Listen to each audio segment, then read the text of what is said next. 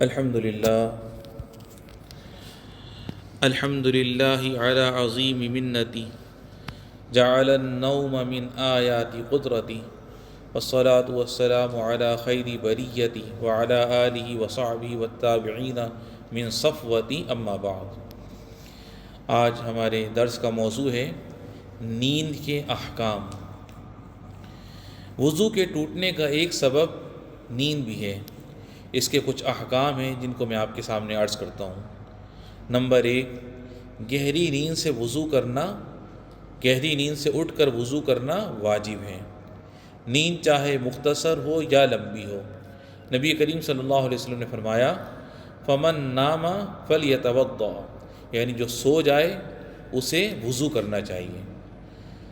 Number 2، گہری نیند کی نشانی یہ ہے کہ شعور اور احساس جاتا رہے۔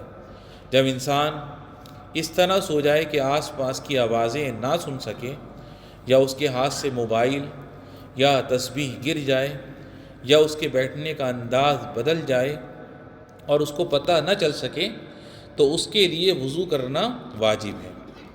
نمبر 3، ہلکی اور مختصر نیند سے وضو واجب نہیں ہوتا، یعنی ایسی نیند جس میں سونے والا معمولی حرکت یا آواز کا احساس کر لے اور صرف تنبیہ کر دینے سے وہ بیدار ہو جائے۔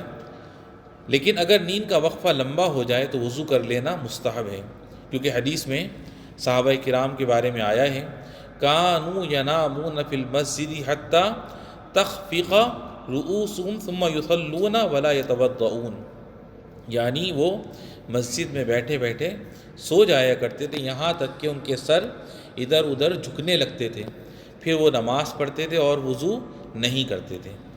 نمبر 4، نمازی پر نماز کے دوران اگر نیند کا غلبہ ہو جائے لیکن اس کی ہوش و حواس باقی رہیں، جیسے اس کا توازن بگڑ جانے پر اسے اپنے گرنے کا احساس ہو جائے، تو اس کا وضو نہیں ٹوٹے گا، نہ اس کی نماز فاسد ہوگی۔ البتہ اگر وہ سچ مچ یا واقعی اس طرح سو جائے کہ اس کے حواس جاتے رہیں تو اس کا وضو ٹوٹ جائے گا اور اس کی نماز نہیں ہوگی۔ نمبر 5، نمازی اگر نفل نماز پڑھ رہا ہو اور اس پر نیند کا غلبہ ہو جائے تو اسے سو جانا چاہیے۔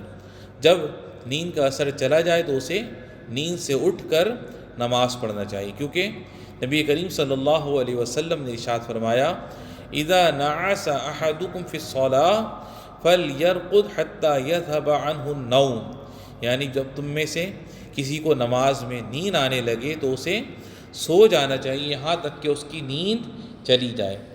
آخر میں عرض ہے کہ ہمیں ان احکام کو سیکھنا چاہیے، اپنے اہل و عیال اور اولاد کو بھی ان کی تعلیم دینی چاہیے تاکہ ہماری عبادت درست ہو اور ہم علم کے ساتھ اپنے رب کا تقرب حاصل کر سکیں۔ اللہ تعالیٰ سے ہماری دعا ہے کہ ہمیں نفع دینے والی باتیں سکھائے، ہمیں اپنے دین کی سمجھ اور دلوں اور جسموں کی پاکیزگی عطا فرمائے، وہی اس کا مددگار اور اس پر قدرت رکھنے والا ہے۔ وصلی اللہ وسلم وبارک علی سیدنا و نبینا محمد وعلی آلہ وصحبہ اجمعین والحمد للہ رب العالمین۔